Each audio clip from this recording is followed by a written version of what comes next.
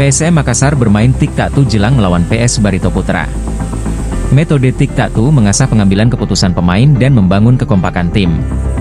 Permainan ini dilakukan PSM Makassar di sesi latihan di Stadion Kale Goa, Kabupaten Goa, Jumat, 20 Desember 2024, sore. Tic-tac-toe adalah permainan sederhana yang dilakukan dengan pola grid 3x3.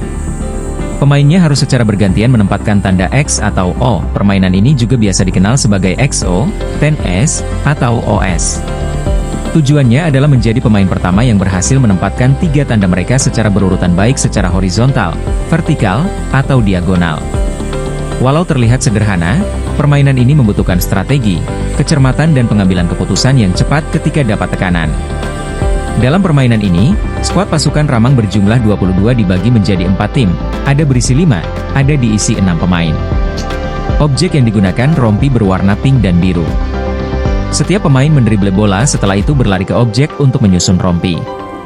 Pemain bergantian melakukan hal tersebut hingga tersusun rompi agar posisinya sederet.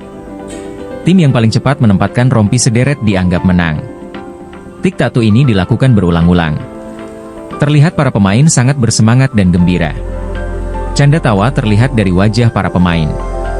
Setelah itu, Yuran Fernandes CS dibagi menjadi 2, tim rompi pink dan tim putih. Pemain harus berduel 3 lawan 2 secara bergantian saling serang dengan di lapangan kecil. Di sini pemain dituntut bisa bekerja sama dan membangun chemistry untuk mencetak gol ke gawang dijaga oleh kiper. Selanjutnya, Bernardo Tavares mematangkan taktik yang ingin diterapkan lawan Laskar Antasari. Pelatih berpaspor Portugal itu menggelar game internal 11 versus 11. PSM Makassar bakal menjamu Barito Putra pada pekan 16 Liga 1 2024-2025 di Stadion Batakan, Balikpapan, Kalimantan Timur, Minggu, 22 Desember 2024, pukul 16.30 WITA.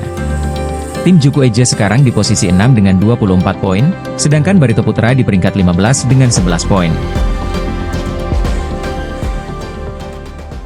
Download Tribun X sekarang, menghadirkan lokal menjadi Indonesia.